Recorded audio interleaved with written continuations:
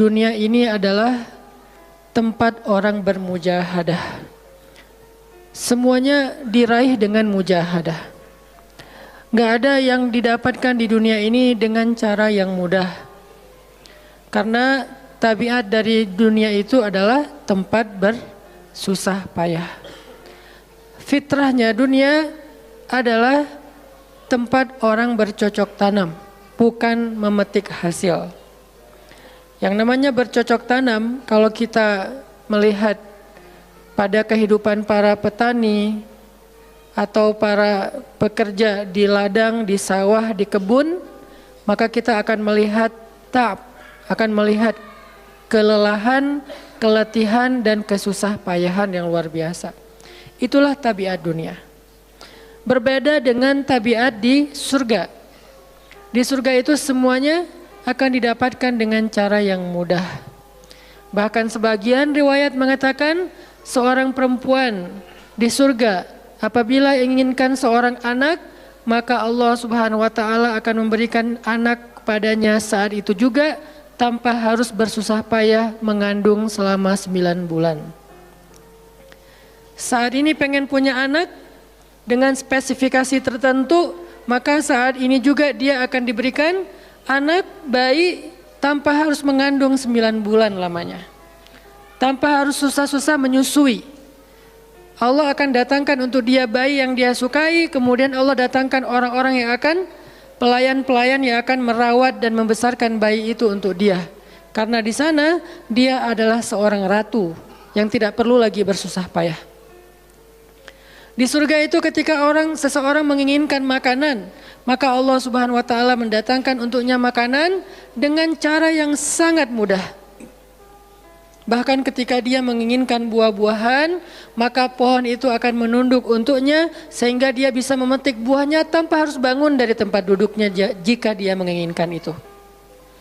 Tetapi kalau dia menginginkan sesuatu yang lebih, misalnya dia ingin berjalan-jalan di kebun-kebun di antara banyak kebun surga, lalu dia ingin merasakan memetik pohon sendiri sambil membawa keranjang-keranjang yang indah, maka Allah juga akan memperkenankan keinginannya. Kaifa yasha, sebagaimana yang dia inginkan. Berbeda dengan dunia. Di dunia, apapun yang kita inginkan itu harus melalui mujahadah, melalui ikhtiar. Bahkan ketika kita ingin menjadi orang yang sekedar tidur-tiduran pun, Allah Subhanahu wa taala mentakdirkan tidur pun lelah. Tidur aja capek. Duduk capek. Ada orang yang duduknya capek akhirnya dia berdiri. Ya. Ada orang yang capek berdiri akhirnya pengen duduk. Kapan duduknya capek pengen berdiri? Salah satu yang sering saya alamin itu kalau lagi naik pesawat. Apalagi pesawat penerbangan 9 jam, 10 jam itu pasti capek banget duduknya tuh. Sehingga kita menginginkan seandainya ada uang kita pengen duduk di kelas bisnis. Tapi karena nggak mampu membeli tiket yang 3 kali lipat lebih mahal di kelas bisnis, ya nggak apa-apa lah di kelas yang biasa ekonomi. Tapi ketika lelah 4 jam, 5 jam pesawat berjalan itu udah luar biasa lelahnya, akhirnya berdiri mondar-mandir di antara lorong pesawat. Artinya duduk aja capek. Nggak ngapa-ngapain, suruh duduk doang. Nggak seperti orang dulu yang berangkat haji atau umroh, naik kapal, lewat darat, pas sampai di laut naik kapal dengan ontanya, dengan kudanya. Orang dulu mencari ilmu itu dengan mujahadah yang luar biasa. Dengan naik onta berminggu-minggu, ini naik pesawat cuma 9 jam, capek. Yang nggak ada guncangan, biasanya guncangannya cuma pas di awal sama pas mau landing doang. Di atas udah jarang ada guncangan karena dengan ketinggian tertentu dan pesawatnya besar. Tapi itu juga capek. Naik kereta coba, dari Jawa ke Bandung misalnya. Sebutlah dari Semarang, dari Malang, dari Surabaya naik kereta 10 jam. Itu aja capek. Nggak usah jauh-jauh, Bandung Jakarta aja 3,5 jam. Itu pun capek. Atau kita naik mobil, nggak perlu nyetir, pakai online, duduk aja di belakang atau di sebelahnya si driver, perjalanan setengah jam dari tempat kerja kita ke rumah atau dari rumah ke tempat kerja, ke kampus, ke sekolah gitu. Itu aja capek. Artinya dunia itu emang kayak gitu tabiatnya teman-teman. Tabiat dari dunia itu adalah lelah. Sehingga kalau ada orang yang menghindari capek dengan tidak ngapa-ngapain, itu hal yang agak klise dan naif. Bagaimana dia bisa menghindari lelah? Bagaimana dia bisa menghindari ta'ab? Bagaimana dia bisa menghindari bosan? Bagaimana dia bisa menghindari dalam keadaan susah payah? Sedangkan dia masih berada di sebuah tempat, bumi, dunia yang tabiatnya memang tempat bersusah payah dan lelah. Satu-satunya cara menghindari lelah yang tidak perlu lagi bersusah payah itu hanyalah masuk surga. Tetapi kan itu tidak terjadi sekarang, kita harus meninggal dulu dan kita belum mau. Ada yang mau meninggal masuk surga sekarang? Kalau dijamin sih insya Allah ya, masalahnya nggak ada jaminan. Kalau para sahabat enak, mereka dapat jaminan. Surga Bilal, sebelum Bilal meninggal, Rasulullah udah bilang, Bima sabaktani ilal jannah ya Bilal. Dengan apa kamu mendahului aku ke surga wahai Bilal? Dengan wudu dan sholat syukur wudu. Begitu juga nanti ada sahabat lain yang dijamin masuk surga bighairi hisab wala azab. Salah satunya adalah Ukasyah. Kalau kita tidak ada jaminan apapun di akhirat kecuali berikhtiar dan bermujahadah untuk bisa mendapatkan kebaikan sebanyak mungkin di sisi Allah. Sehingga alangkah naifnya seseorang yang menghindar dari ta'ab wal ham wal gham. Dia berusaha menghindar dari lelah, menghindar dari susah payahnya kehidupan, menghindar dari beban-beban hidup. Itu nggak bisa dilakukan karena kita masih berada di dunia. Yang perlu kita sekarang coba pilih adalah kita mau lelah untuk hal yang sia-sia? Apakah kita mau lelah untuk hanya bersenda gurau? Apakah kita mau lelah hanya untuk hal yang tidak ngapa-ngapain? Atau justru lelah kita itu untuk sesuatu yang mudah-mudahan beribadah kepada Allah? Makanya disebut dengan lelahnya menjadi lillah. Karena dua-duanya lelah. Ada orang yang pergi ke masjid lelah, capek pergi ke masjid. Tapi ada juga orang yang berbuat dosa, itu juga lelah. Memangnya kalau kita beribadah lelah terus berbuat dosa nggak lelah? Banyak orang yang berbuat dosa lelah dan kita pernah merasakan kehidupan seperti itu. Sehari, 2 hari, sebulan, setahun, 2 tahun, sampai kita benar-benar merasakan lelah banget dengan dosa. Di malam hari berbuat dosa, lelah, akhirnya tidur sepanjang siang. Di siang hari berbuat dosa, lelah, akhirnya tidur sepanjang malam. Lelah sama lelahnya. Antara orang yang beribadah dengan orang yang bermaksiat, itu sama lelahnya. Bedanya apa? Yang satu, lelahnya akan diganjar, dibalas oleh Allah dengan kebaikan dunia dan akhirat. Yang satu lagi, lelahnya hanya akan disudahi dengan penyesalan. Sama-sama lelah. Bedanya lelah yang pertama mungkin baru dirasakan hasilnya setelah itu. Lelah yang kedua seolah-olah bisa langsung dirasakan kesenangannya, tetapi kesudahannya adalah penyesalan. Makanya pada malam ini kita ingin merenungkan beberapa nasihat baik dari Al-Quran maupun hadis tentang bagaimana kita menjadi orang yang setiap hari tetap lelah, tetap banyak beban, tetapi beban itu mudah-mudahan menjadikan kita mendapatkan banyak kebaikan di sisi Allah. Makanya Nabi SAW bersabda dalam hadis riwayat Bukhari dan Muslim, An-nasu ka'ibili mi'ah, la takadu tajidu fiha rahilatan. Manusia itu seperti 100 ekor onta. Manusia ka'ibili mi'ah, seperti 100 ekor onta. Yang harganya murah 50 juta, yang hidupnya untuk disembelih pada akhirnya nahar, disembelih. Onta itu kan kalau disembelih sambil dia berdiri ya. Kalau ayam, bebek disembelih sambil dipegangin atau diangkat. Kalau kambing dan sapi dibaringkan. Kalau onta disembelih itu sambil diberdirikan. Dia berdiri langsung disembelih. Itu onta. Artinya manusia kaibilimiah, Nabi itu menggambarkan onta karena onta ini punya banyak macam. Mungkin di Arab nggak ada ayam yang bermacam-macam, akhirnya pakai bahasanya onta. Kalau di kita mungkin ada ayam potong, ada ayam kampung, dan segala macam, ada ayam jago. Kalau bebek ada mentok, ada apa? Bebek yang biasa, macam-macam kan. Di Arab mungkin nggak terlalu banyak variannya dan nggak terlalu akrab dengan kehidupan sehari-hari mereka. Yang akrab itu kambing, kuda, keledai, onta. Akhirnya Nabi mengatakan, "An-nasu ka'ibili mi'ah." Nabi seolah-olah mengambil sebuah perumpamaan. Dan perumpamaan ini bisa kita ganti dengan culture yang berbeda di setiap negara. Tetapi perumpamaan yang paling baik itu adalah onta. An-nasu ka'ibili mi'ah. Manusia itu seperti 100 ekor onta ibil. Onta potong. Yang hidupnya hanya untuk disembelih oleh tuannya, kemudian dagingnya dimakan atau dijual. Kenapa bisa begitu murahnya? Cuma 50 juta, 40 juta dan berakhir dengan disembelih? Karena onta ini hidupnya tidak istimewa. Dia hidup hanya untuk makan, minum, tidur dan berkembang biak. Cuman itu misi dari kehidupan dia. Makan, minum, tidur, berkembang biak. Udah itu doang. Setiap hari kerjanya makan aja. Lihat hewan ternak ngapain? Merumput aja setiap hari.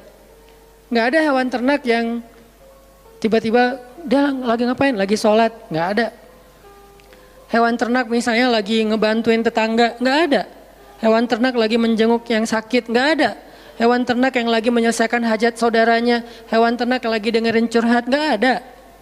Kenapa? Karena tugas misi kehidupan mereka itu cuma diciptakan untuk makan, minum, tidur, berkembang biak, udah. Ini namanya kalau di antara onta namanya ibil. Yang hidupnya itu sesederhana itu. Nggak ada yang rumit, nggak ada yang terlalu berlebihan. Dan an-nasu, manusia secara umum mirip dengan ibil. An-nasu ka'ibili mi'ah. Jadi kalau kita bandingkan dari 100 orang itu hampir semuanya seperti ibil. Misi hidupnya itu hanya untuk dirinya.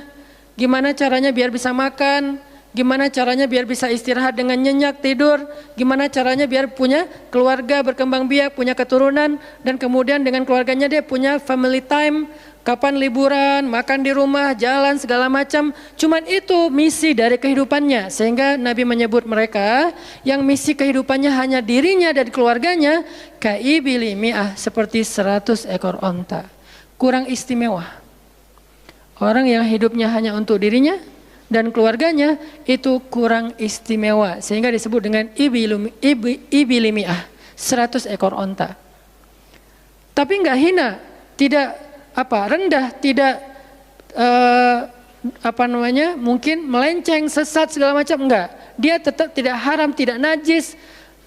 Nabi tidak mengumpamakan manusia seperti seekor anjing, seperti seekor babi, enggak. Karena itu najis, haram dan seterusnya. Onta, makhluk yang hewan yang baik, cuman tidak istimewa. Di sini tidak ada judgement. Nabi itu orangnya enggak suka menjudge. Nabi nggak mengatakan manusia ini semuanya apa misalnya dengan kalimat celaan, keledai, enggak. Manusia ini apa misalnya hewan yang najis, enggak.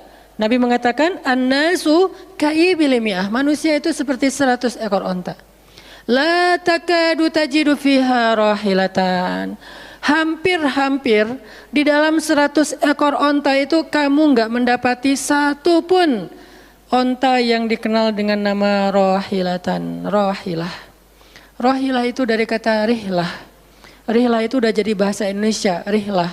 Kemudian di Inggris-Inggriskan jadi traveling, trip, segala macam. Rohilah, dari kata rihlah. Apa itu rohilah?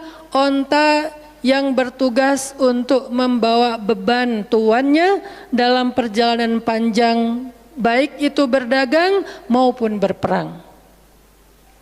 Dia punya misi lain selain makan, minum, berkembang biak, terus dipotong. Enggak, misinya lebih keren. Apa? Membawa beban. Membawa beban tuannya. Itulah rahilah. Sehingga punggungnya adalah punggung yang berkah karena di atas punggung itu ditaruhkan beban terus menerus oleh tuannya. Berangkat bebannya apa, pulangnya beban apa. Karena orang dulu kalau berangkat niaga, berdagang ke luar negeri, itu tuh bukan berangkat bawa beban, pulang nggak bawa apa-apa karena udah diuangkan, enggak. Mereka barter konsep perdagangannya. Kalau berangkatnya bawa kain, pulangnya nanti bawa karpet. Berangkatnya bawa gandum, pulangnya nanti bawa sutra misalnya. Tetap aja ada beban karena mereka berangkat jual apa misalnya ke Syam, dari Mekah ke Damaskus. Nanti pulangnya dari Damaskus ke Mekah bawa lagi barang-barang Damaskus yang bisa dijual di Mekah. Pas berangkat bawa barang Mekah yang bisa dijual di Damaskus, pas pulang membawa barang Damaskus yang bisa dijual di Mekah. Li'ilafi Quraisy ilafihim rihlatash syita'i was-saif. Rihlah syita'i was-saif. Mereka melakukan rihlah pada musim dingin dan musim panas. Itulah ilafu Quraisy, kebiasaan orang-orang Quraisy. Ilafu Quraisy, kebiasaan tradisi orang Quraisy. Apa tradisinya? Berdagang di musim dingin dan di musim panas. Barang dagangannya beda-beda. Kalau musim dingin yang dibawa itu bahan-bahan jaket. Bahan-bahan untuk menghangatkan tubuh. Bahan-bahan yang kalaupun dia bawa makanan yang biasa dimakan di musim dingin yang menghangatkan tubuh. Kayak misalnya jenis bubur di Arab itu ada namanya adas. Dan itu disebutkan di dalam Al-Quran, di Al-Baqarah. Wa adasiha wa basaliha, ada adas, ada bawang. Adas itu salah satu makanan kesukaan orang Arab di musim dingin. Karena kalau makan adas kayak bubur gitu, dia badannya menjadi hangat. Jadi kayak menghangatkan tubuh gitu. Artinya syita'i was-saif, di musim dingin dan di musim panas, dua-duanya ada barang yang didagangkan, dan itu adalah ilafu Quraisy, kebiasaan tradisi orang-orang Quraisy. Rihlah. Siapa yang akan dibawa rihlah? Apa yang akan membawa barang dagangan mereka ketika rihlah? Namanya onta rahilah. Onta yang mengangkut beban barang tuannya. Rahilatan. Sehingga onta ini adalah onta yang lebih kuat fisiknya. Onta ini onta yang lebih tangguh perjalanan walaupun mengalami badai. Onta ini onta yang lebih kuat ingatannya sehingga dia menghafal jalan yang dilaluinya. Walaupun terjadi badai dia nggak tersesat. Jarang onta rahilah tersesat. Biasanya yang tersesat itu ibil. Ibil kalau ditaruh di tengah padang pasir, terjadi badai, terus bekas jalannya ketutup dengan pasir, dia bingung. Itu ibil. Sehingga kalau kita baca cerita-cerita tentang orang yang tersesat di padang pasir, rata-rata istilahnya kalau enggak jamal ya ibil. Kalaupun ada onta rahilah yang tersesat, berarti badainya parah banget. Kalau ada hadis onta rahilah tersesat, berarti badainya parah banget. Artinya rahilah ini ingatannya kuat. Dia kalau lewat satu jalan, setahun kemudian lewat lagi dia masih hafal. Itu rahilatan. Dalam teknologi sekarang kita nyebutnya dengan map. Ada banyak platform aplikasi map digital yang membuat kita bisa menghafal jalan. Dan diupdate terus, jalan ini sekarang macet segala macam. Rahilatan punya kemampuan membaca jalan walaupun mungkin berbeda dengan teknologi sekarang. Itu namanya rahilatan. Ini kata Nabi, la takadu tajidu fiha rahilatan. Manusia itu seperti 100 ekor onta, dan di antara 100 ekor onta itu atau 100 orang itu hampir kamu tidak mendapati satupun yang bernama rahilatan yang mampu mengangkat beban lebih. Sehingga di sini Nabi SAW seolah-olah mengajarkan kita, memotivasi kita agar belajar menjadi rahilah. Manusia itu baru istimewa kalau dia menjadi rahilah, kalau dia mengangkut banyak beban, kalau dia menjadi orang yang paling banyak bermanfaat untuk orang lain. Makanya muncullah hadis, khairun nas anfa'uhum linnas, inna ahabban nasi ilallah anfa'uhum linnas. Dua riwayat hadis yang berbeda. Sebaik-baik manusia, kalau dalam analogi yang pertama, sebaik-baik onta adalah rahilatan. Bukan ibil, bukan nakoh, bukan jamal. Sebaik-baik onta rahilatan. Kenapa kok rahilatan? Karena dia yang paling bermanfaat, soalnya dia yang paling banyak mengangkut beban. Sehingga dengan analogi tentang onta rahilah, kita menerjemahkan hadis khairun nas, sebaik-baik manusia dengan istilah khair. Arti khair itu memberi lebih, arti khair itu bermanfaat. Khairun nas anfa'uhum linnas, sebaik-baik manusia yang paling bermanfaat untuk orang lain. Dalam riwayat yang lain, Inna ahabban nasi ilallah, sesungguhnya orang yang paling dicintai Allah di antara manusia, anfa'uhum linnas, yang paling bermanfaat untuk orang lain. Itu yang paling dicintai Allah di antara manusia. Muncul lagi hadis yang mirip. Inna ahabbal a'mali ilallah sururun tudkhiluhu ala qalbi muslim. Sesungguhnya perbuatan, amal soleh, aktivitas, pekerjaan yang paling disukai Allah di antara yang kita lakukan dalam kehidupan sehari-hari adalah membahagiakan hati orang lain. Ini semuanya hadis-hadis yang memiliki makna yang sama, yaitu menjadi pengangkut beban. Lelah Ustadz, lelah. Enggak ngangkut beban, lelah juga. Ngangkut beban, lelah juga. Cuman bedanya, orang yang lelah tanpa mengangkut beban, hidupnya penuh dengan keluh kesah, tidak ada yang menghargai, tidak dimuliakan, akhirnya dia ngeluh. Ada kan banyak orang yang ngeluh karena merasa dirinya nggak dihargai orang lain. Tetap aja ngeluh. Ada juga yang ngeluh karena terlalu banyak beban, padahal dua-duanya sama-sama ngeluh, kenapa nggak memilih yang lebih baik? Memangnya kalau kita nggak ngangkut beban, kita nggak akan berkeluh kesah, ngeluh. Ngeluhnya mungkin bukan capek, ngeluhnya nggak ada yang hargai. Dan itu udah sunnatullah, kalau kita pengen dihargai, pengen dimuliakan, kita harus menjadi orang yang paling rahilah, yang paling banyak ngangkut beban. Nggak bisa kita jadi ibil tapi pengen diperlakukan seperti rahilah, itu nggak bisa. Kita tuh ibil, hidupnya untuk diri sendiri, nggak bantu siapa-siapa, nggak peduli dengan siapa-siapa, harta kita nggak bermanfaat untuk orang lain, pikiran kita nggak bermanfaat untuk orang lain, lisan kita tidak bermanfaat untuk orang lain, wawasan kita tidak bermanfaat untuk orang lain, apalagi tenaga kita nggak bermanfaat untuk orang lain, skill kita nggak bermanfaat untuk orang lain, semua tentang diri kita hampir tidak bermanfaat untuk orang lain, lalu kita ingin dihargai seperti orang yang paling bermanfaat. Ini naif, klise, nggak ada seperti ini, bukan sunnatullahnya. Karena seseorang itu diberi balasan sesuai dengan mujahadah. Al-jaza ala qadril masyaqqah, balasan tergantung susah payahnya dalam berikhtiar. Siapa yang mujahadahnya lebih, maka rewardnya lebih, jazanya lebih.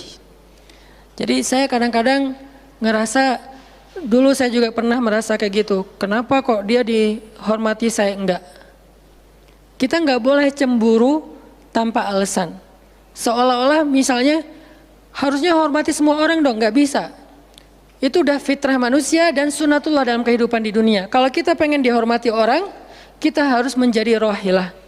Kalau kita pengen dihargai orang, kita harus jadi rahilah. Nggak bisa kita berharap dihargai oleh pasangan kita atau calon pasangan kita, tapi kita nggak punya tanggung jawab, nggak bisa.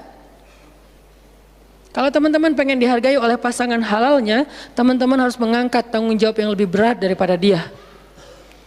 Kalau dia yang capek, kita leleh aja di rumah, tapi kita minta dihargai, saya kan suami. Suami itu bukan status, suami itu peran. Ada orang dia jenis kelaminnya perempuan, tapi dia suami. Kenapa? Karena dia mengambil peran laki-laki. Dan itu saya melihat banyak perempuan seperti ini, hebat dan memalukan bagi suaminya. Di beberapa tempat saya melihat suaminya di pagi hari nggak kerja, cuma nongkrong-nongkrong aja di warung, ngopi juga itu ada uangnya, giliran untuk nafkah keluarga dia nggak punya uang, untuk ngopi, untuk rokok dia punya uang, untuk anaknya nunggak sekolahnya. Untuk anaknya makanannya seadanya, sehingga karena ini udah berjalan bertahun-tahun, akhirnya istrinya udah nggak sanggup lagi berharap kepada dia, minta cerai juga nggak dicerai-ceraikan, akhirnya istrinya ikhtiar sendiri, istrinya jadi pembantu rumah tangga, istrinya jadi kerja ke luar negeri.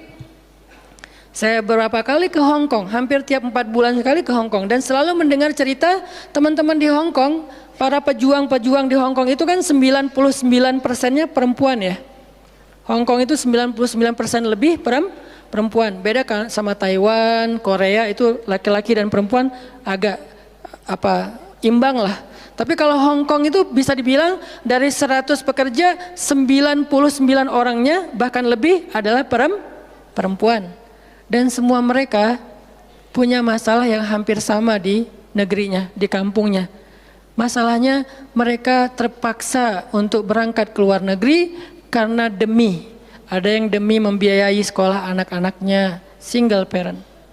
Kemana suaminya? Suaminya pergi dan tidak bertanggung jawab. Atau suaminya ada tapi tidak mampu mencari nafkah. Terpaksa dia kerja ke luar negeri dengan segala macam resiko. Dan banyak banget kasus di Hong Kong. Siapa juga yang mau jauh-jauh dari keluarganya, apalagi punya anak masih kecil ya. Kemarin kita baru dengar cerita seorang anak yang harus merawat ayahnya yang sakit kanker gara-gara di rumahnya nggak ada siapa-siapa. Ibunya berjuang di luar negeri. Kenapa? Karena suaminya sakit. Kalau ini masih bisa kita pahami lah. Tapi kemana pamannya misalnya? Kemana misalnya kakaknya? Nggak tahu punya kakak atau gimana? Nggak tahu kondisi pamannya. Yang jelas bahwa ternyata kita itu dihargai itu bukan karena kita berstatus suami.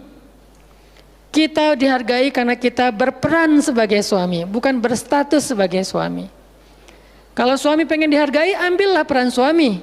Laki-laki pengen dihargai, ambillah peran laki-laki. Apa peran laki-laki? Tanggung jawab. Ambil sebanyak mungkin. Kalau kita udah menikah, tanggung jawab kita itu kalau mau lebih, jangan cuma istri. Ambil keluarga istri untuk kita ambil tanggung jawabnya. Adiknya istri, mungkin keluarga istri kita nggak mampu. Adiknya kita sekolahin. Mertua sakit, kita biayain. Nanti siapa lagi? Keluarga besarnya ada masalah, kita biayain, kita hutangin. Kalau misalnya kita nggak sanggup memberikan hadiah atau sedekah, ambil amanah, tanggung jawab itu ambil semampu kita. Itulah contoh Rasulullah SAW. Makanya Nabi ketika sudah menikah dengan Khadijah, yang tinggal di rumah Nabi itu bukan cuma anak kandung beliau, ada anak angkatnya Zaid bin Harithah. Ada sepupunya Ali bin Abi Thalib. Ada banyak lagi keluarga besar Khadijah yang tinggal bersama Nabi. Sehingga rumah Nabi itu adalah rumah yang banyak sekali orang-orang yang ditampung oleh beliau. Itu yang disebut dengan anfa'uhum linnas. Ambil tanggung jawab yang besar. Sehingga Khadijah tuh respect banget sama sosok Nabi Muhammad. Bahkan sebelum Nabi dapat wahyu. Sehingga gak disebut Nabi. Respect sama sosok seorang Muhammad. Apalagi setelah beliau dapat wahyu, beban beliau bukan lagi keluarganya sekarang, beban beliau adalah umatnya.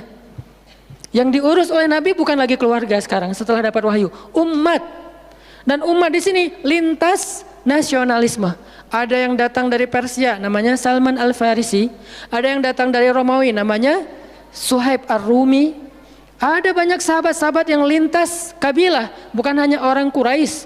Ada yang datang dari Yaman, termasuk Sumayyah dengan Yasir, keluarga yang pertama syahid dalam Islam. Ini dari Yaman. Kemudian pindah lagi ke Madinah yang bukan orang-orang Quraisy. Di sana ada Bani Mudhar dari kabilah Aus dan Khazraj. Nanti berkembang lagi sampai ke Asia, Eropa dan seterusnya. Inilah bebannya Rasulullah SAW. Sehingga Allah menyebutnya dengan istilah rahmatan lil alamin. Rahmah. Tahu arti rahmah? Rahmah itu kasih sayang. Maksud kasih sayang, memberi sayang. Kasih sayang, bukan minta disayangi. Jadi kalau kita mau berkasih sayang, ya kasih sayangnya. Jangan sayangi saya dong. Itu bukan kasih sayang, namanya terima sayang. Bukan kasih sayang, terima sayang. Minta sayang. Itu namanya bukan rahmah, bukan mawaddah. Yang namanya rahmah, kasih sayangnya. Kalau kita nggak punya sayang, berarti kita nggak punya rahmah. Apa bentuk sayang kita? Perhatian. Apa bentuk sayang kita? Perasaan. Apa bentuk sayang kita? Dengan harta.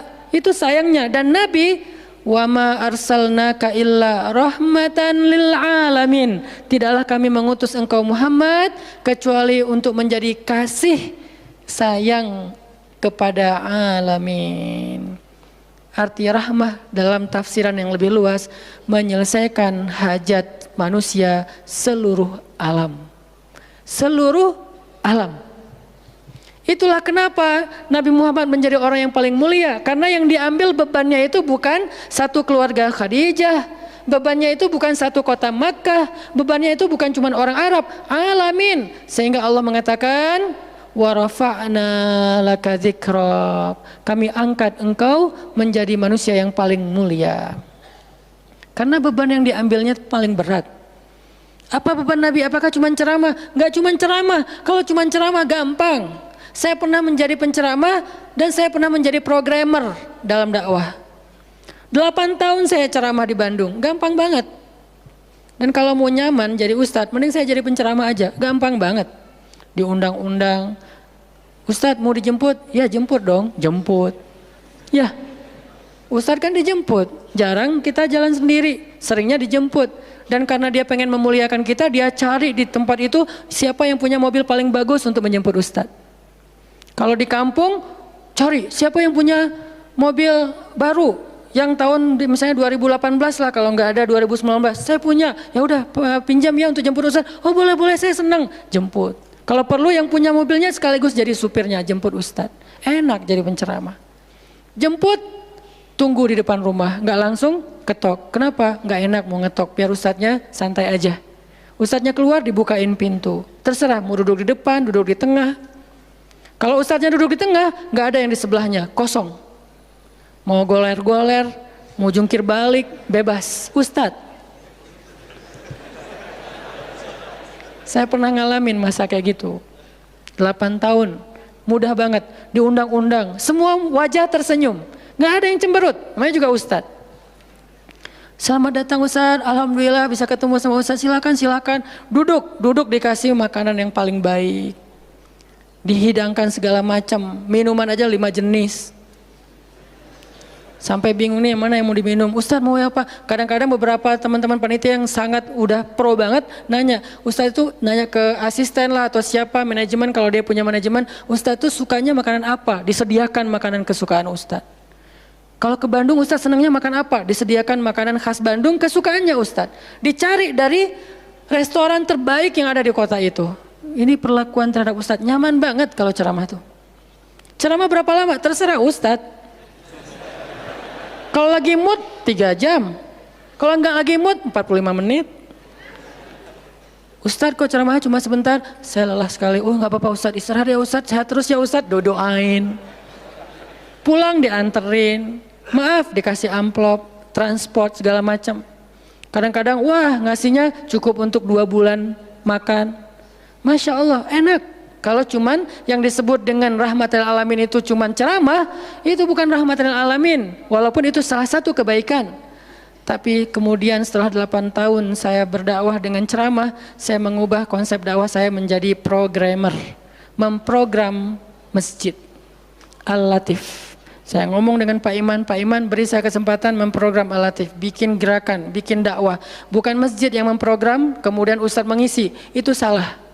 Menurut saya, keliru kalau masjid membuat program, Ustadz cuma mengisi program itu, keliru. Ustadz yang program, masjid fasilitasi, nanti insya Allah akan berkah. Alhamdulillah Pak Iman, Ketua DKM Al-Latif sepakat, ya udah Ustadz silakan, mangga, dikasih waktu 2 tahun, kalau nggak ada perubahan diambil alih.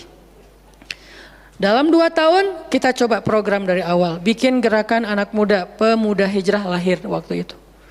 Mulai programming, gimana caranya biar masjid rame. Dari yang cuma 20 orang kajian setiap Rabu malam, dari dulu udah Rabu malam. Yang hadir berapa orang? 20 orang. Kalau Persib lagi main, libur. Semua pada nonton. Malah sering lagi libur. Kadang-kadang Persib nggak main. Terus yang main siapa? Yang main Piala Eropa kah, Piala Champion kah, Liga Eropa, Piala Dunia, libur. Akhirnya berkembang pelan-pelan jadi setengah masjid. Satu masjid membludak keluar masjid sampai ke Jalan Cendana. Akhirnya pindahlah ke masjid ini. Kenapa? Karena udah nggak nampung. Nggak enak juga dengan tetangga karena parkirnya kemana-mana. Kan kita pindah ke sini karena Al-Latif nggak nampung. Nah, ketika dakwah berubah menjadi programmer, bebannya beda. Udah nggak kayak dulu, enggak, beda. Pergi taklim, pergi sendiri. Bahkan berkorban dengan harta sendiri, bareng-bareng dengan teman-teman. Semuanya lelah, kita meeting sampai tengah malam. Emangnya gampang membuat tren hijrah? Nggak mudah teman-teman. Kita harus meeting, mikirin. Sekarang tambah lagi beban yang lain, Barisan Bangun Negeri. Para ustadz berkumpul, bikin gerakan bersama. Kita bikin Barisan Bangun Negeri, dikasih amanah untuk jadi amirnya, mikirin apa yang harus kita lakukan. Program pertama saya bilang less waste, isu lingkungan. Kenapa? Kita pengen jadiin masjid sebagai 911.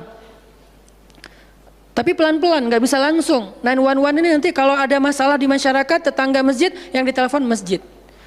Anak saya sakit, telepon masjid. Ada yang meninggal, telepon masjid. Ada yang pingsan, telepon masjid. Ada yang baru diputusin, telepon masjid.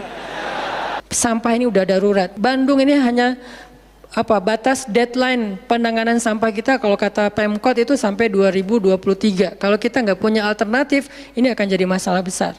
Jakarta, saya kemarin ke Jakarta sampai 2022, lebih cepat sedikit daripada Bandung. Artinya mereka hanya bisa menampung sampah sampai 2022. Sisanya kalau nggak ada solusi alternatif, maka akan terjadi masalah besar, tumpuk sampah di depan rumah masing-masing selama nggak usah sebulan, seminggu aja gimana rasanya?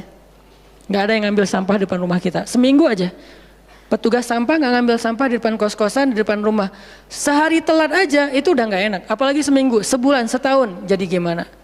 2022, kota-kota besar rata-rata terancam dengan bom waktunya sampah. Kita angkat less waste supaya masjid menjadi salah satu media komunikasi antara Pemprov, Pemkot, pemerintah kepada publik. Kenapa? Soalnya trust publik kepada masjid itu bagus. RT RW bikin program pungut sampah edukasi dan campaign tentang sampah, yang datang sedikit. Kalau RT RW bikin program, hari Minggu yuk kita bikin gerakan pungut sampah, sedikit yang datang.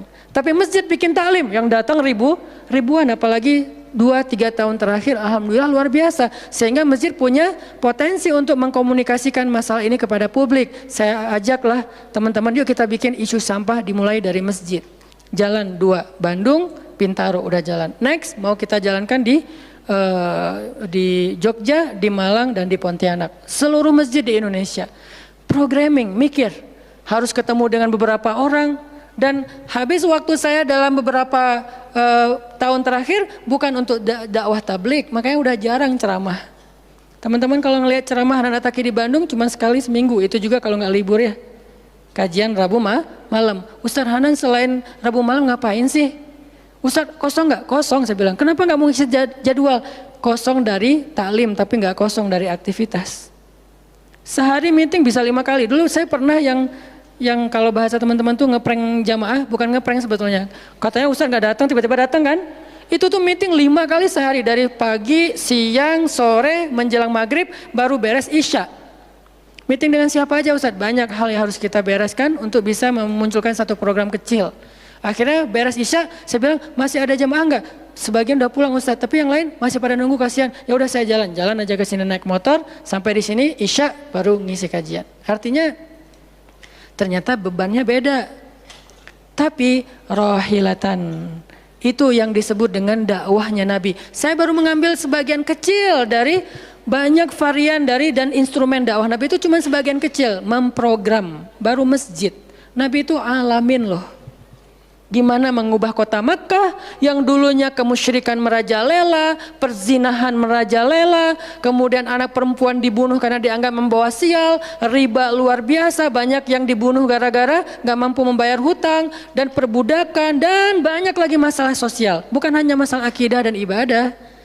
Akidah dan ibadah itu adalah inti masalahnya, kemudian merembet ke masalah sosial, biasanya kayak gitu. Kalau akidahnya melenceng, biasanya sosialnya rusak. Walaupun gak selalu kayak gitu juga sih. Karena ada di beberapa negara yang akidahnya mereka syirik, tapi sosialnya bagus. Walaupun ada problem sosial lain yang mungkin gak perlu dibahas di sini. Yang jelas awalnya berawal dari kemusyrikan, kemudian berkembang menjadi masalah ekonomi, sosial, dan seterusnya.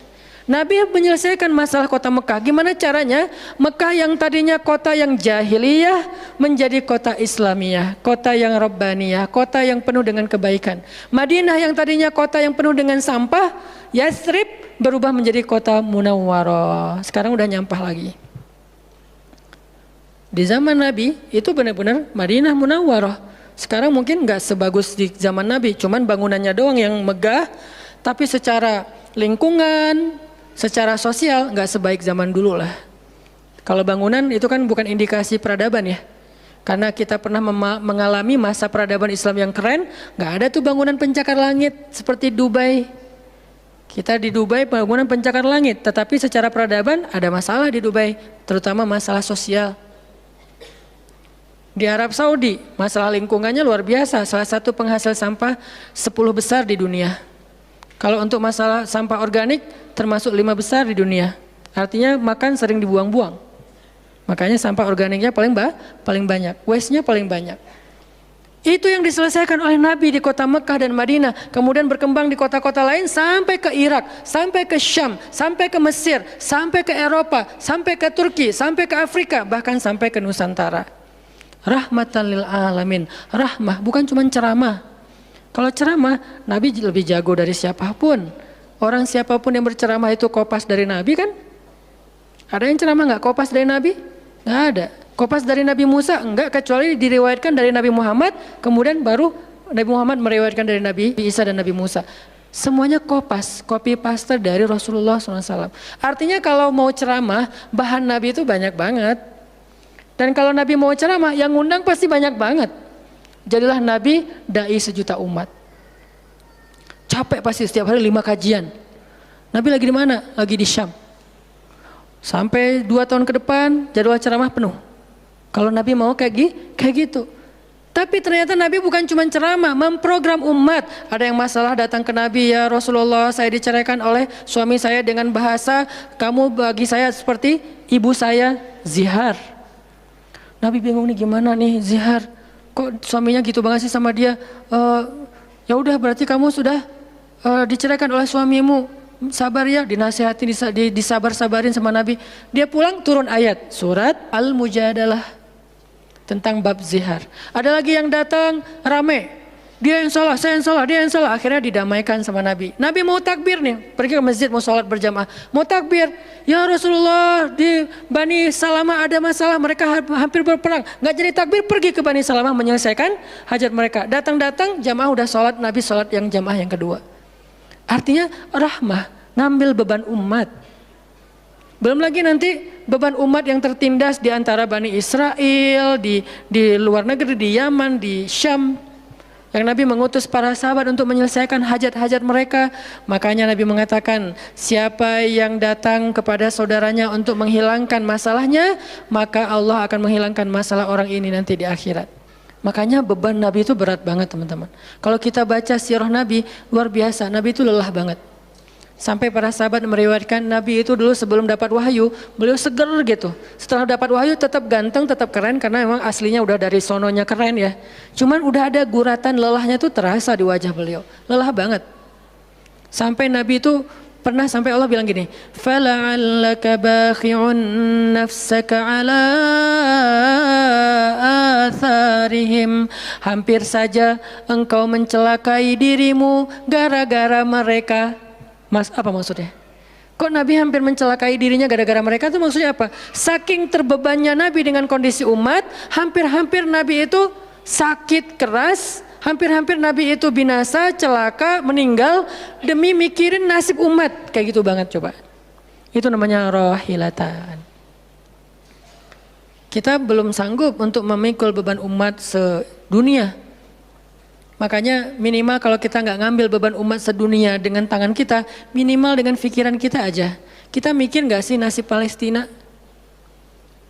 Atau kita masih nganggap bahwa itu beda negara? Kalau beda negara oke. Apakah kita memikirkan mereka karena kemanusiaan? Masa kita mau bilang mereka bukan manusia? Kan sama-sama manusia. Harusnya kita merasakan apa yang dia rasakan karena kita sama-sama manusia, punya perasaan yang sama. Kalau kehilangan akan sedih, kalau melihat kezoliman juga enggak akan kuat, kalau dizolimi juga akan sakit. Kita mikir enggak tentang Palestina? Kita mikir enggak nasib Suriah? Kita mikir enggak nasib Rohingya? Kita mikir enggak nasib Yaman? Apakah gara-gara kita mikir tentang mereka lantas kita jadi radikal dan teroris? Sejak kapan kita memikirkan nasib orang yang tertindas tiba-tiba jadi radikal? Apakah orang yang tidak memikirkan orang lain hanya dirinya sendiri berarti orang yang baik? Justru makin banyak kita mikirin nasib mereka, kita makin rohilatan walaupun belum sanggup menyelesaikan hajat mereka, mikir doang. Dengan kita lihat postingan yang terakhir di Idlib, bagaimana anak bayi kehilangan kakinya gara-gara kena bom dari tentara Rusia. Kita belum sanggup ngasih solusi sebagai pribadi maupun sebagai bangsa, belum sanggup. Pertama jaraknya jauh, kedua memang kita juga belum punya kemampuan untuk itu. Tapi kita berharap suatu saat Indonesia ini harus sanggup menyelesaikan masalah dunia. Kenapa? Kita ini punya potensi peradaban, bangsa yang besar. Masa kita mau jadi kerdil terus ngikutin bangsa lain? Kita ini bangsa besar, umat Islam terbesar di dunia. Dan orang Indonesia itu pinter-pinter, profesornya banyak, saintisnya banyak, orang kayanya banyak, keren Indonesia nih. Kenapa Indonesia yang keren kayak gini cuma ngurus diri sendiri aja nggak bisa? Harusnya ngurus dunia bukan ngurus diri sendiri. Itulah Islam yang sebenarnya. Kita ngurus Rohingya, gimana caranya Rohingya punya tempat tinggal? Kita urus Suriah, kita urus Palestina. Lalu apakah kita memikirkan tetangga kita? Teman-teman lihat deh, salah satu yang mungkin proyek kecil lah. Ini yang karena yang saya tahu, karena istri sendiri yang ngerjain. Lihat rumah teduh sahabat Iin. Setiap harinya ada yang meninggal dengan kanker ovarium yang gede banget, ada yang kanker yang dulu yang saya bawa Ustaz Abdul Somad keliling di Bandung tuh, seorang anak muda yang udah meninggal, seminggu setelah Ustaz Abdul Somad mengunjungi dia, Rian namanya, meninggal dunia.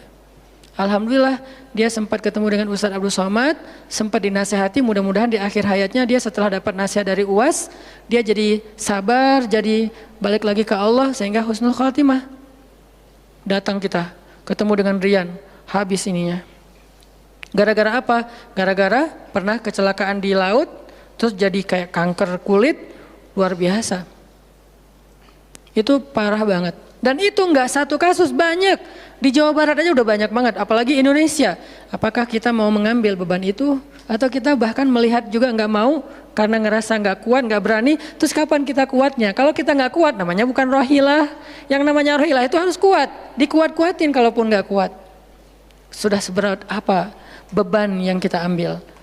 Selain, dan itu nggak bisa bahasanya, diambil sebagian, dibuang sebagian yang lain, enggak. Minimal kalau yang di dekat kita mengambil bebannya sampai menyelesaikan hajatnya dengan harta mungkin, dengan skill, dengan network, dengan minimal dengan sosial media kita repost, ya ada yang bisa bantu ini, enggak.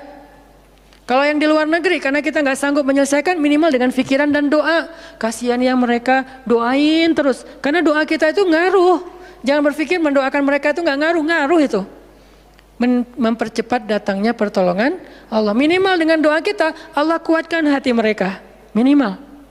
Dengan doa kita, Allah kuatkan hati saudara kita di Yaman, yang kelaparan di Syam, di Palestina, di Rohingya, di Turkistan, yang masih dalam campnya orang-orang komunis. Minimal doa kita menguatkan hati mereka. Kan berarti membantu. Ada orang yang ketika dapat musibah, kita datang nggak bisa ngasih solusi, tapi begitu kita nasihati lalu kita doakan, itu udah membantu dia, minimal hatinya jadi lapang. Kemudian kita doakan, dia merasa diperhatikan. Bukankah itu sebuah bantuan? Dan itu rahilah. Semuanya aja yang di luar negeri kita pikirkan, apalagi yang di dalam negeri, semampu kita. Makanya nama barisan kita tuh Barisan Bangun Negeri. Kalau ditanya, apa Ustaz tujuan bikin gerakan Barisan Bangun Negeri? Ya bangun negeri. Masa masih ditanya ya? Karena masih ada yang nanya, ngapain sih itu ustaz-ustaz ngumpul mau bangun negeri? Itu udah jelas dari namanya juga. Terus santrinya ngapain? Namanya Santri Bangun Negeri. Ustaznya Barisan Bangun Negeri, ada 2 nama. Para guru, saya pelan-pelan pengen ngumpulin para guru-guru yang seleting. Supaya kita barengan, ngumpulin pelan-pelan. Namanya Barisan Bangun Negeri. Nanti teman-teman yang ngikutin para guru, para santri, namanya Santri Bangun Negeri. Jadi kalau ditanya mau ngapain, mau bangun negeri. Programnya apa? Pertama, program isu lingkungan. Nanti naik lagi isu sosial, naik lagi isu healthcare, kemanusiaan, kesehatan dan seterusnya. Kan itu tugas pemerintah, kita nggak mau menyalahkan siapapun. Udah capek berdebat, tugas kita sekarang siapa yang pengen jadi rohilah. Itu yang dilakukan para guru kita sekarang teman-teman di Barisan Bangun Negeri. Mikir, kemarin saya 40 jam nggak tidur. Dari Bandung ke Jogja. Di Jogja ada acara, udah beres acara, kita ada meeting yang penting banget, yang bikin saya sesak sampai sekarang. Itu ada diskusi yang saya tidak bisa sampaikan ke publik, itu diskusi dari jam 11 malam sampai jam 3:30 subuh. Kenapa diskusinya sampai malam Ustaz? Karena besok kita semuanya udah pada bubar, udah pada pulang masing-masing ke negerinya, sehingga nggak sempat ketemu. Ketemunya kita cuman malam Selasa subuh pesawatnya udah mulai ada yang pesawat jam 5, jam 6, jam 7. Jadi malam itu harus kita selesaikan meeting kita. Meeting lah kita sampai jam 3:30 subuh. Beres meeting langsung ke bandara. Saya dengan salah satu ustadz ke bandara berdua, naik flightnya pas bareng. Belum selesai tadi meetingnya, meeting lagi di pesawat. Dari Jogja ke Jakarta. Di Jakarta saya ketemu dengan beberapa teman-teman yang pengen mendukung program pesantren yang sedang kita dari setahun yang lalu ingin kita buat, tapi juga belum cukup untuk membebaskan lahan karena kita butuh 15 M membebaskan lahan. Alhamdulillah udah terkumpul sekitar 2 M, masih jauh dari target. Baru membebaskan lahan, belum membangun. Akhirnya bahasa istri saya ngamen di Jakarta dari pagi, siang, sore, malam pulang. Di kereta juga diskusi lagi sama istri karena ada beberapa program yang harus kita bereskan. Sampai rumah jam 12 malam. Jadi 1,5 hari. Hampir 2 kali 24 jam. Baru istirahat. Itu kalau programming. Beda dengan ceramah. Diundang ke Jogja. Ustadz ceramahnya di Jogja. Oke, jam berapa? Isya. Ya udah saya datangnya maghrib. Terbang jam 5. Sampai di sana maghrib. Ceramah. Beres ceramah saya tidur. Gampang kan? Beres ceramah jam 11 malam, balik ke hotel, dipesankan hotel sama panitia. Hotelnya mau yang gimana Ustadz? Terserah, yang dekat-dekat aja biar nggak capek di jalan. Oh ya Ustadz, dikasih hotel biasanya yang enak, yang deluxe. Masuk ke hotel, mandi air hangat, ya. Beres mandi air hangat, pesan makanan online. Karena tadi belum makan, misalnya kalau telat makan juga, pesan datang ke kamar. Kadang-kadang saya cuma pesan 1 jenis, mereka pesan 3 jenis. Saya belum makan, lapar, boleh nggak pesan sate? Oh boleh Ustadz. Datang sate, datang mie godok, datang apa, banyak. Semuanya ditaruh di depan kamar. Ustadz ini udah ada makanannya. Masya Allah makanannya banyak gini. Kalau cuma ceramah, habis makan jam 12 tidur. Bangun sholat subuh, beres subuh, olahraga. Ya karena di hotel treadmill. Beres treadmill, berenang. Beres berenang, breakfast. Beres breakfast, terbang ke Bandung. Kan enak ya. Kalau cuman ceramah. Jadi kerjanya cuman 1,5 jam pas ceramah. Itu juga santai. Namanya juga ceramah gampang. Tapi kalau programming, buat program kayak tadi ceritanya, meeting gak beres-beres. Sampai enak dengan meeting. Kopi entah berapa gelas. Ada yang digulaan, ada yang gak digulaan. Ada yang pakai susu, ada yang gak pakai susu. Sampai diistilahkan yang gak pakai susu kopi akhi, yang pakai susu kopi ukti. Semua jenis kopi. Artinya rohilatan. Ternyata memang benar kata Nabi, manusia itu seperti 100 onta, sedikit yang rohilatan. Makanya sekarang kita mau milih mau jadi rohilatan atau mau jadi 100 onta. Dimulai dari hal yang kecil. Saya ngajak teman-teman, yuk kita jadi rohilah, kita angkat beban negeri kita, beban bangsa kita. Saya pengen banget masjid itu jadi kayak rumah teduh. Sekarang yang menjalankan pasien kanker kurang mampu se-Jawa Barat salah satunya rumah teduh itu. Yang sekarang ada 15 rumah dengan sekitar 300 pasien. Yang setiap kali operasi itu 40 juta. Karena kalau pakai BPJS antrinya setahun. Sehingga harus pakai jalur normal. Dan beberapa di antara mereka belum sanggup untuk membayar cicilan BPJS sehingga nunggak nggak bisa pakai. Kita selesaikan. Harusnya itu dilakukannya oleh masjid. Kenapa? Karena potensi zakat, infak, sedekah, kenceleng masjid gede. Jangan cuma dipakai buat renov. Jangan cuma dipakai buat pengumuman hari Jumat. Kenceleng minggu ini 300 juta. 300 juta di sebelah masjid ada orang lapar. Berarti ngapain 300 juta teh? Harusnya 300 juta itu kenceleng minggu ini. Harusnya 300 juta tapi tinggal 10 juta. Kenapa? Beban umat diangkat semua sama masjid. Itu cita-cita kita, pengennya masjid itu menjadi, makanya ada hashtag masjid peradaban. Apa masjid peradaban? Masjid rohilah, masjid yang mengangkat beban umat, bukan cuma membuat program jihad, pengajian hari Ahad. Udah lewat lah masa kayak gitu-gitu, udah nggak keren. Nih saya tantang masjid-masjid yang ada di Indonesia, jangan hanya fokus dengan taklim. Taklim itu udah banyak dan mudah melakukannya, kurang challenging. Coba masjid mikirin masalah sekitarnya, satu masjid mikirin satu RW kalau masjidnya kecil. Kalau masjidnya masjid kecamatan, mikirin satu kecamatan. Kalau udah beres dengan kecamatannya, nggak ada lagi masalah, pergi ke kecamatan sebelah. Kolaborasi dengan masjid kecamatan sebelah, yuk selesaikan masalahnya. Bisa banget kalau masjid mau. Tapi serahkan programnya ke ustadz yang ngerti harokah, yang ngerti pergerakan. Dan sekarang udah banyak ustadz yang ngerti pergerakan. Baru kita akan melihat Indonesia yang luar biasa. Terus apa yang bisa kami lakukan Ustadz? Yuk bareng-bareng dengan saya, dengan pemuda hijrah, dengan para guru barisan bangun negeri, kita bangun deh Indonesia semampu kita. Dengan apa? Dengan skill kita masing-masing. Dengan potensi kita masing-masing. Ada yang punya harta dengan hartanya. Ada yang punya kemampuan skillnya dengan skillnya. Saya udah berkali-kali menjelaskan, skill itu untuk dakwah penting, bukan hanya penceramah. Nah, mau nggak nih teman-teman? Yuk kita bangun Indonesia. Sekarang kita mikirin apa yang bisa kita lakukan untuk Indonesia, masing-masing dengan potensi kita. Karena kita anak masjid, anak masjid. Karena kita banyak sering ke masjid, ya udah kita bangun Indonesia dengan cara masjid. Dan ternyata cara masjid itu bukan cuma Allahu Akbar dan Subhanallah, salam, enggak. Yang dibicarain di masjid itu bukan cuma juz-juz Al-Quran, tapi masalah umat. Karena Nabi membicarakan masalah umat itu di Masjid Nabawi. Yang kita pengen ke sana, berharap banget bisa umroh. Apakah di Masjid Nabawi itu cuma ada raudhah kemudian orang berdoa, egois banget pengen masuk surga sendiri? Enggak. Di raudhah itu Nabi dengan Jibril bicara tentang umat. Gimana caranya umat ini selesai masalah mereka. Sampai ke penjuru dunia. Yang terjajah dibebaskan dari penjajahan, yang terzolimi dibebaskan dari kezoliman. Itu namanya rahilah. Saya yakin di sini banyak potensi dan skill yang keren-keren. Coba berikan skillnya untuk dakwah, dedikasikan skillnya untuk agama. Yang kalau kita dedikasikan untuk agama, insya Allah untuk bangsa dan negara udah pasti. Karena agama kita itu bukan agama ritual. Agama kita ini adalah agama kehidupan. Sehingga yang ada di dalamnya bukan cuma bab sholat, tetapi juga bab orang sakit. Dan kita tahu banyak hadis tentang itu, bab lingkungan, dan kita mulai tahu hadis-hadis tentang itu. Yuk kita dedikasikan skill kita, potensi kita, harta kita untuk agama Allah. Kita angkat beban umat bareng-bareng. Karena kalau saya ngangkat sendiri, saya paling-paling ngangkat sanggupnya itu 100 kilo. Itu juga udah ngos-ngosan. Tapi kalau kita ngangkat bareng-bareng, bisa bertonton beban umat kita angkat. Mudah-mudahan dari kajian mager ini, mudah-mudahan kelak kita bisa menjadi orang yang mudah bergerak, sanggup bergerak, dan geraknya bersama-sama.